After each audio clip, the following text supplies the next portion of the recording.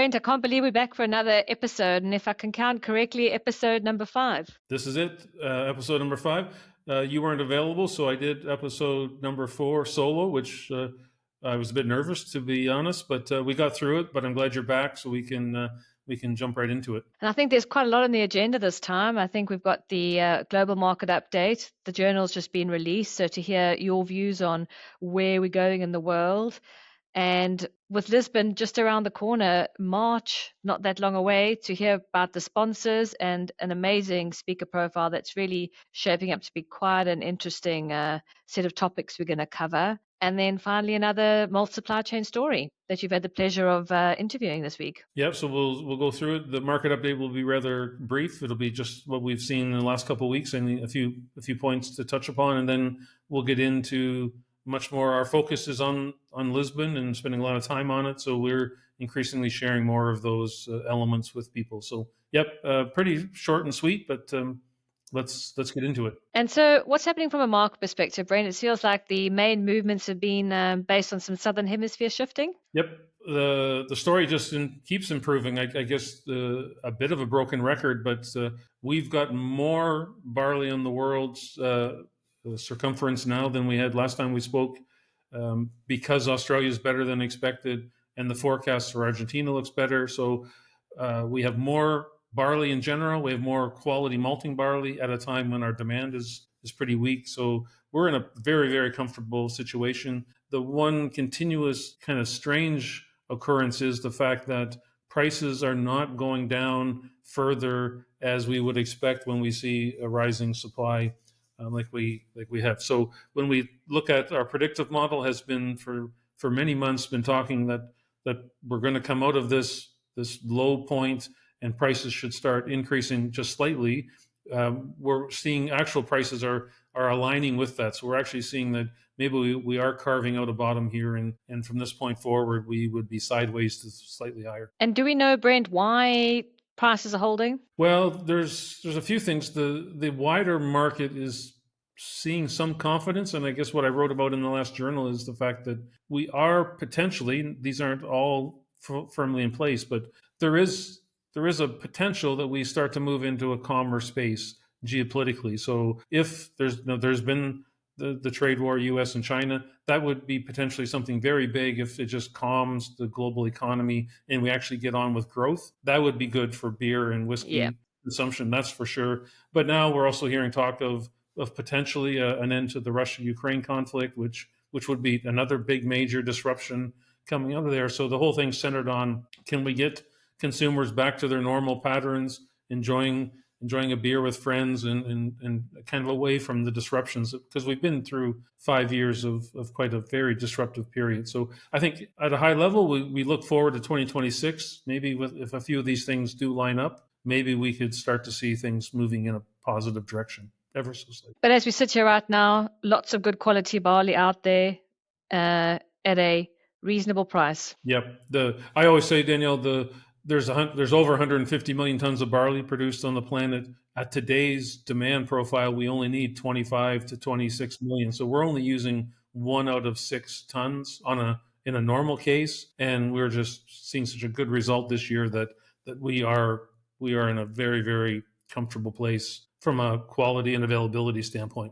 Very good. And as we shift now, Brent's talking about 2026 to the Lisbon conference in March next year. I think, someone who's also helping, we're in a really good year this year, but we've got our sponsor, Harlot Bowmill, who's looking at what do you do when you don't potentially have such a good crop. Yeah, well, Bowmill's been with us on many of our global events as well as we've traveled the world, and their technology, which is really to get more out of each barley crop, because there is a lot of variability, and I've been quite impressed with how that's started to take off. But we wanted to circle back and hear a bit from Andreas, who we've got to know quite well and very supportive of trying to help him and Bowmill. So here we're going to run and hear a few comments from Andreas. Okay, well, we're here on the topic of Lisbon conference. We have the opportunity to catch up with Andreas from Bowmill. So Andreas, thanks for taking a couple moments to catch up and tell us a little bit about the RMI conference upcoming in Lisbon. Thank you, Brent. Nice to see you again. Nice to be here. Yeah, well, first of all, I guess you've, as Bowmill, you've been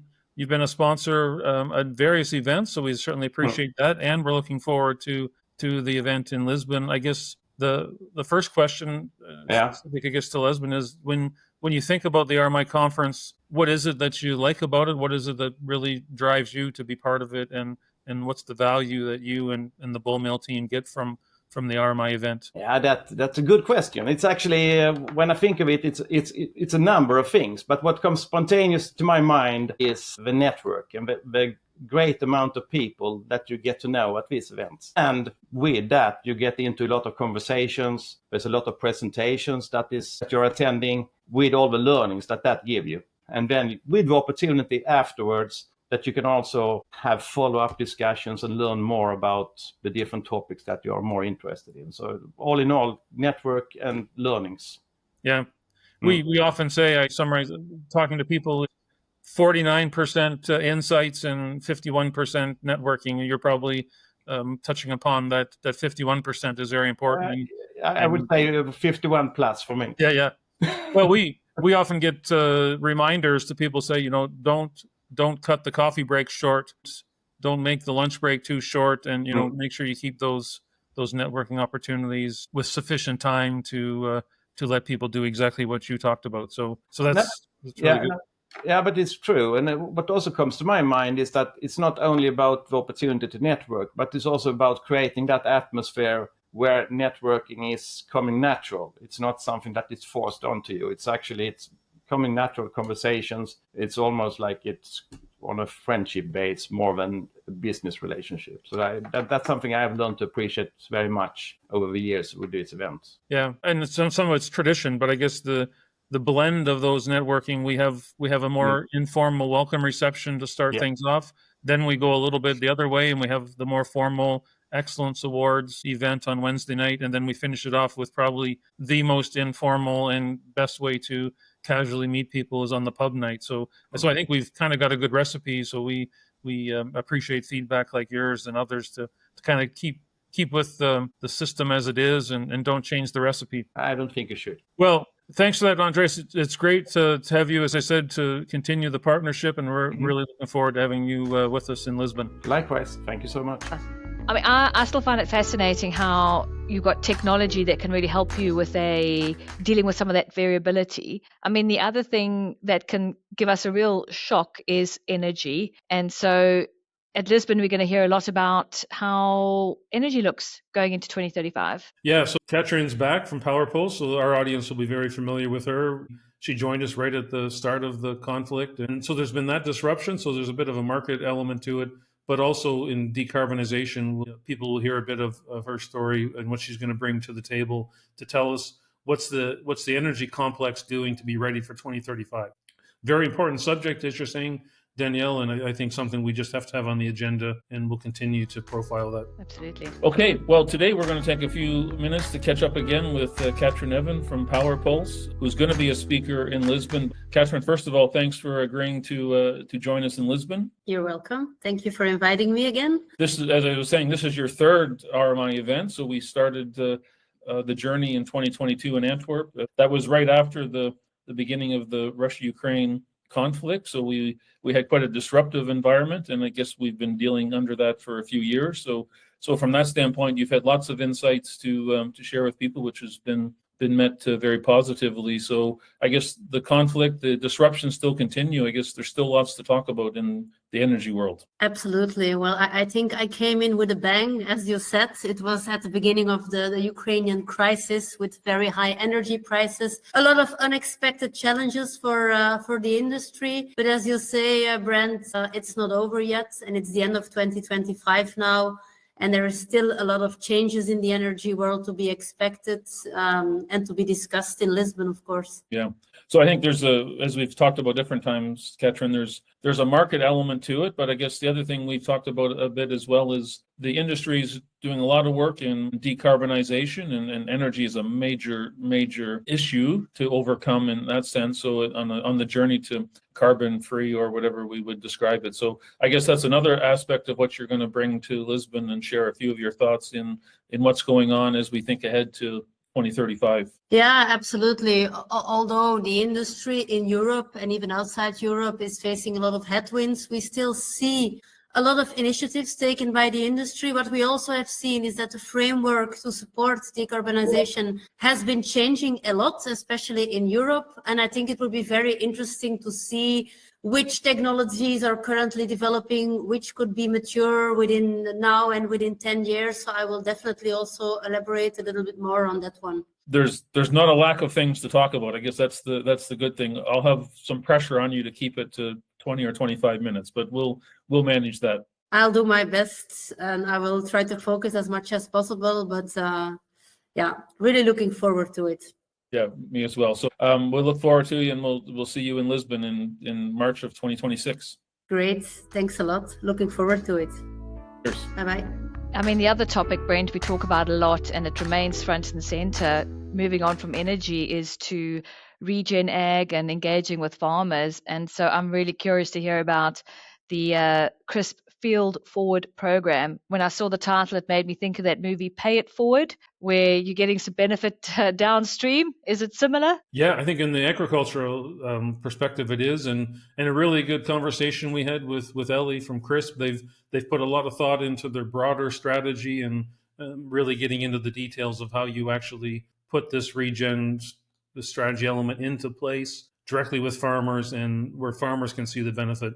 So great discussion. There's a lot going on in the space. So it was really good to hear where CRISP is on their journey. And of course, there'll be more to follow, but this is really a view to where they are at this point in time. Okay, so now we're going into one of the stories that we've connected with across the malt supply chain. So we've got Ellie Wood here from CRISP Malt. So Ellie, welcome to the podcast series. Thank you very much for having me. It's exciting to be here. Yeah, so we're going to talk a little bit about the agricultural space, and I thought maybe Ellie, maybe a quick introduction. You know, what's your role and how long have you been at CRISP Malt? Maybe tell everyone a little bit about yourself. So I started working with CRISP Malt 2 years ago now, and I look after the implementation of our sustainability strategy, and that's across CRISP Malt in the UK and Europe, as well as our two sister companies, EDME and MFP. Yeah, so it's got a broader.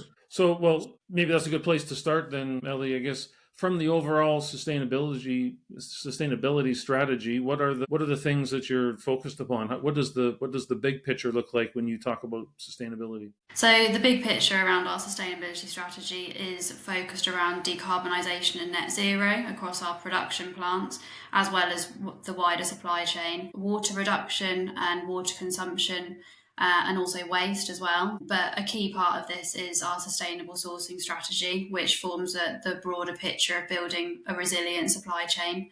And I would say that's probably the heart of our sustainability strategy, given the fact that our business is solely reliant on the success of agriculture, which of course is experiencing incredibly extreme impacts from climate change already, and it's only predicted to become worse. So supporting our growers and the basis of our supply chain is incredibly important to our sustainable sourcing strategy. Yeah, very good. And you mentioned before, you know, the whole Richardson's piece. So oats are involved, and I guess wheat and barley, of course. So a good example, I guess, in terms of you're talking to farmers, but you're talking to wheat growers and oat growers and barley growers and applying a consistent approach. So I guess that all makes sense. It's a one voice kind of approach to farmers. Is that a good way to describe it? Yeah, absolutely. And collaboration with our farmers is crucial to the success of that. We're very fortunate with CRISP Malt to have a growers group based in East Anglia. It's called the ABC Group, and there's 200 farmers within that, and they're part of a 20-year long-standing relationship. And I think that is key, that longevity of that group is key for the success of our strategy as well. Yeah, very good. So you've got a bit of a branding to it. So you call it Field Forward. Maybe you could start with where did that name come from, or what's the thinking behind calling it Field Forward? Yeah, so it's really exciting. We launched Field Forward at the beginning of October. And it's been a long time in the making. We spent probably around a year now working on this program. And the reason for developing it was to put sustainable sourcing at the heart of what we're doing with the rest of the supply chain. The reason that we termed this initiative Field Forward is because we wanted it to stand out, but also become a wider piece than purely looking at regenerative agriculture. We think that regenerative agriculture has picked up quite a lot of traction in the industry, especially over the last 18 months, but it's kind of got to the point where it's difficult to understand the real meanings behind that. And a lot of different businesses have different approaches to what that means and the fundamentals to that. So we decided that calling our initiative Field Forward was a good idea, to step away from that particular regenerative term. Our hope is that it will also encompass the wider business beyond crisp malt as well. And it has the foundations to secure real resilience in the supply chain. Yeah, to your point, you could get lost within just the big topic of regenerative ag, and it can be a bit cloudy at times. So naming it would make sense. I often think, and I'm dating myself a little bit, but I think a lot of this started like the SCI platform and that structure's in place. I guess some people that would listen to what you're describing would want to know, how does this compare, or how does this align within the SCI platform? Maybe you could give a little bit of insight around your thoughts there. Mm-hmm. Yeah, absolutely. And so we were fortunate to be part of the pilot with SAI platform and the Regenerating Together framework. So Field Forward is fully aligned with this framework. We thought that was a crucial step in developing Field Forward because we wanted to achieve third-party certification through audits. I think that's really important when you're trying to evidence and back up your claims. When you're talking to customers about this, they really want to understand that you've got that credibility piece to the work that you're doing. And having alignment with the SCI platform work was a key part of this. And during the verification, the pilot that we took part in, it really helped us understand the implementation of it in practice. What are the key risks and opportunities there? What does that actually mean in terms of our farmers using this framework to their advantage, and what benefits it could bring them overall? Yeah. So anyone that was wondering, it's covering all the important stuff that SCI platform and its different areas would detail and would verify, and you've got those foundational pieces in place, and then as you put the program in, of course you're putting it in, say, in East Anglia, so you've got maybe some local things and the farmers in that area to align with. So there might be a few minor things that are localized, but for the most part, it's capturing all those big, I would call the big bucket items. Yeah, absolutely. Yeah, so the framework looks at the 4 different key impact areas, which are soil health, biodiversity, water, and climate, and GHG emissions. And we felt that those 4 areas are the basis of our sustainable sourcing strategy anyway. And so picking up with this alignment with the SCI platform, it happened at the perfect time, really. And it was a great opportunity to understand how we would drive real continuous improvement in practice. Good. Well, so then that's a little bit about what it is, and you're working. So you've been on the journey now for the better part of a year or more. How's that implementation gone? Are you happy with the progress? Could it be faster, or has it gone maybe according to your targets and timelines? How would you describe the whole implementation with 1 year under your belt, say? It's been really successful so far. We're really pleased with the progress, and having the basis of the ABC grower group within that has been fundamental for that actually working in practice. So everything that we've done so far with Field Forward, we've done in partnership with our growers. We have a committee that oversees the ABC group, which consists of members from Crisp Malt, our 2 merchants, and then a number of farmer representatives within that as well. So everything that we've done in terms of the context analysis and looking at the risks in the grower group, right through to developing a set of targets which fall under those 4 different impact areas, all of this is done in partnership with that committee group, so that we've had the time to process any feedback or concerns of what we think would be challenging, and at the end of the day, the targets that we set really do have to be realistic for the farmer to use, and also bring mutual benefits to the farm. At the end of the day, it's not just about Crisp Malt's involvement there. So yeah, so far so good, and we're really excited to watch it develop further. Yeah, so it sounds like it's not that you're dictating to farmers what they have to do and they have to follow it. It's much more a partnership, as you said, and I guess with that, the engagement has been good. How would you describe that overall acceptance from the farmer point of view. Yeah, I mean, that's exactly it. Like receiving that engagement from the farmers is crucial for it to be successful.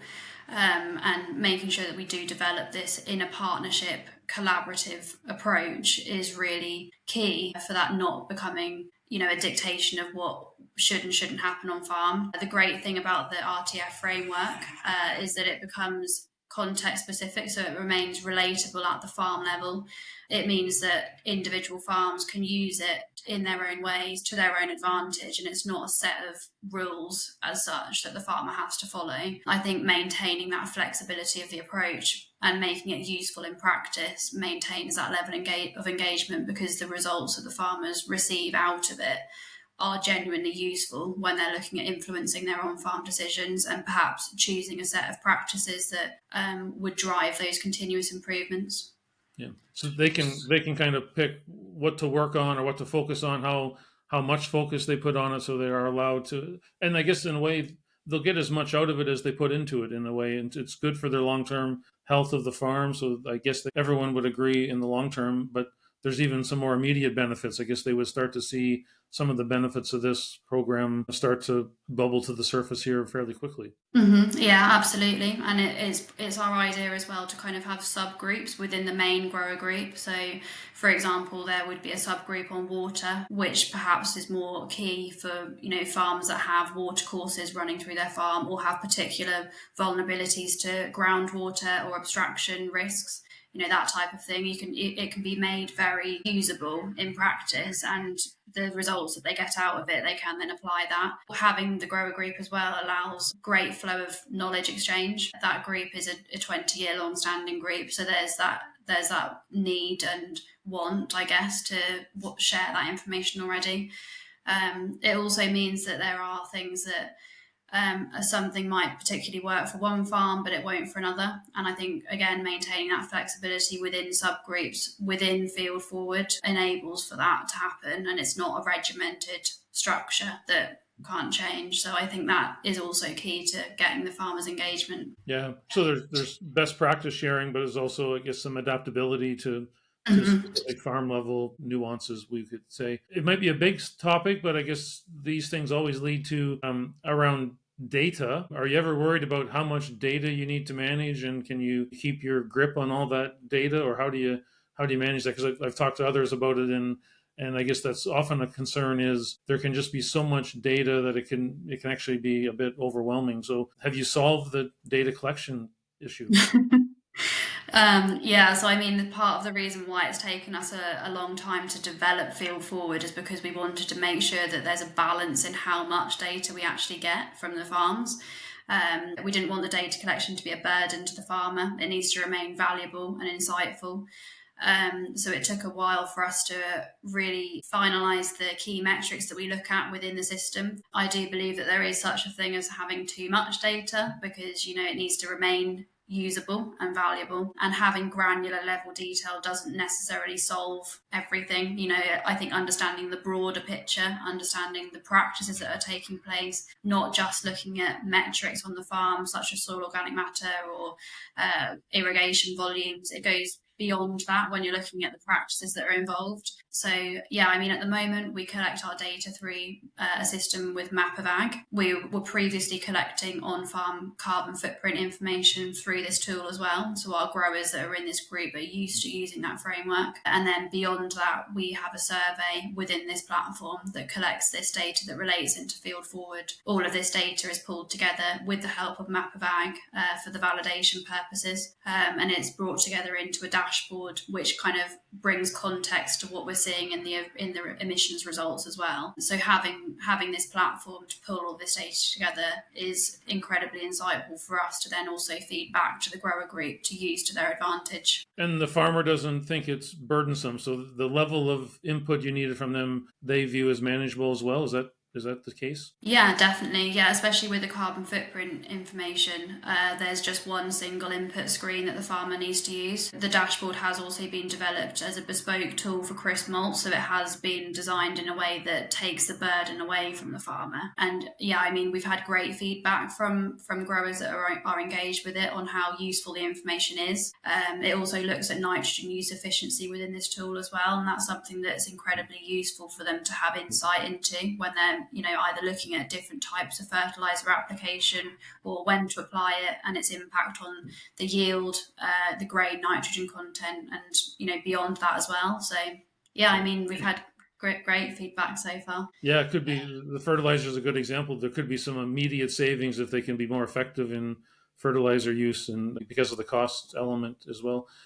Yeah. So from that farmer perspective, what would you say what's the biggest risk, or is there one or two risks that the farmers talk about? What are the things they would stay awake at night when they think about this program? Is there anything there that they kind of focus on as a question? Like an example might be, is there enough clarity coming from brewers and distillers around what they want? That's one of my questions that often comes up is there enough clarity of what the end users want so that the farmer has at least enough clarity that they can see the big picture and where it all ends up? Or is there something else that you would view as a bit of a risk? Yeah, I mean, that probably is the main one that we do receive feedback on, and it goes beyond just our malting barley crop as well. The farmers are being asked for information that covers their entire crop rotation, and different data points being collected by different companies is, I think, a barrier to the success of moving forwards to achieve true sustainability. We were very conscious of that when we were developing Field Forward. So we are looking at collaboration opportunities with other big food producers in Norfolk at the moment, alongside the RNAA, and understanding what other businesses are looking for is also really helpful for the farmer to understand, because we can act as, I guess, the middleman between the farmer and the end consumer to try and help with the burden of the other data requests that they're receiving. And I think, clarity around what the end consumer wants to see as well would be really useful. And I think, that's part of the reason, again, why we aligned with the SCI Platform's RTF, because if that does become the most well-known, globally recognised standard for regenerative agriculture, having that alignment is really key for everyone to understand what it is that we're looking at, how it's regulated, how it's verified, and ultimately what evidence the customer receives for really proving that their supply chain is sustainable and what's happening within it. Yeah. And once we accomplish that, then we go after the consumers and we try to tell them of all the things that are put in the process to make malting barley a reality and the role it plays. And that's a lot of the reason why we do podcasts like this, is to capture some of these stories and hopefully help get that word out, because there is a gap there for sure. But you have to, every journey starts with the first step. So we're doing that. So speaking of steps, what's the next step in Field Forward?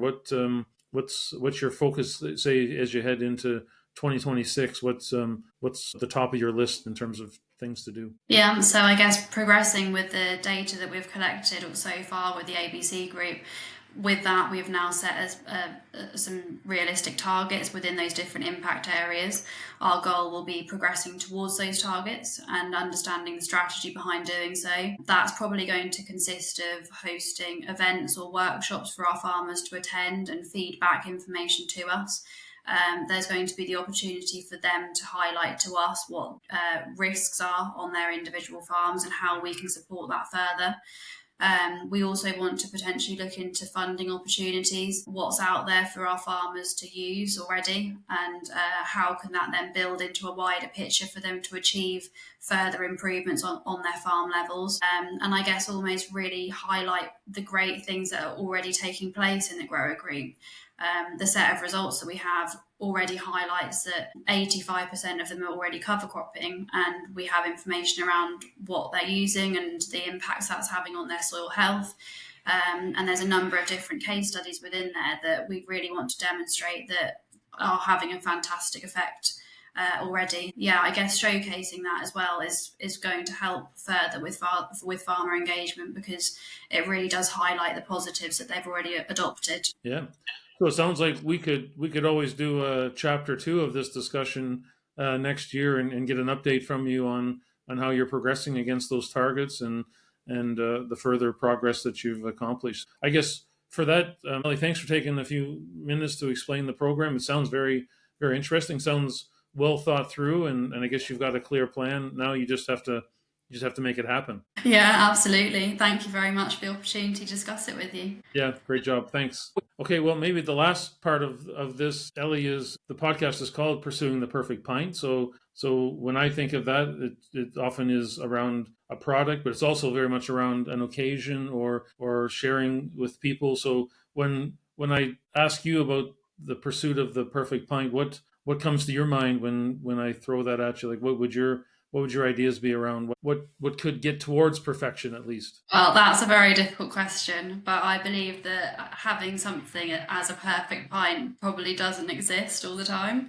and it's about the journey that's established, like to reach the pint. I mean, from my perspective, I would say that how something is grown and the quality of something that goes into the pint with the raw materials within there go a long way to making a perfect pint. I think we can do a lot more around the storytelling because as I said in the earlier part, there is a lot of work that goes into making a beer a reality, but I'm not sure if you talk to 100 people whether they would be able to articulate too much about what's involved. So that's the storytelling part. But for you, I guess the process and all the effort that goes into it is part of the journey towards the perfect pint. Yeah, exactly. And I think knowing the story behind how a pint has been created, I think you can almost taste that in the perfect pint, understanding how something has been formed the way it has, and working with brewers that have genuine care for how raw materials have been produced or how something becomes part of the recipe. I think that's a really nice way to look at how to create a perfect pint. Yeah. Well, and as you said, it's about the journey. So maybe you never actually find the final destination, but you can sure have fun along the way. So yeah, thanks for that, and thanks for taking the time, Ellie. Very good. Appreciate it, and we'll circle back. Maybe get an update from you in the future. Yeah, I'll look forward to it. Thank you very much. I mean, it's fascinating to see what they're doing in the UK. I mean, is there anything else around the world you'd like to talk about? Well, I think, yeah, an amazing story. And I guess what I'd leave with people is we've done around the world. We've done our regional reports. So we've put those out to all the people in our network. And if anyone wanted to delve more into the world of malt, we'll definitely do that. And I guess with that, we can kind of start to wrap up. I think next week, this made me smile. So next week, I think we have a interview, Brent, with you in Whippersnapper Distillery. And I just love that. I think once you get over a certain age, you wish someone would call you a whippersnapper. But it's interesting to hear how younger people are maybe disrupting the industry. Yeah. So when we were in Perth, we had the chance to connect with these people. We didn't have a chance to meet them in person, but we circled back around. Really interesting story. They traveled the world. That's where the name came from. People thought they were maybe just some young bucks out on a jolly, but they've put it together to be quite a successful story. So yeah, people should stay tuned for that upcoming next story on the Pursuing the Perfect Pint, or what we would say in this case, the dram, the perfect dram. And then if anyone's got any questions or ideas for any future podcasts, drop us an email at info@rmianalytics.com. We'd love to hear from you. Yep. It's easy. Just on YouTube or Spotify or Apple Podcasts, just search RMI Perfect Pint. It's easy. It's free. Tell all your friends. And in the meantime, I guess we'll go out and keep pursuing the perfect pint. Cheers, Brent. See you next week.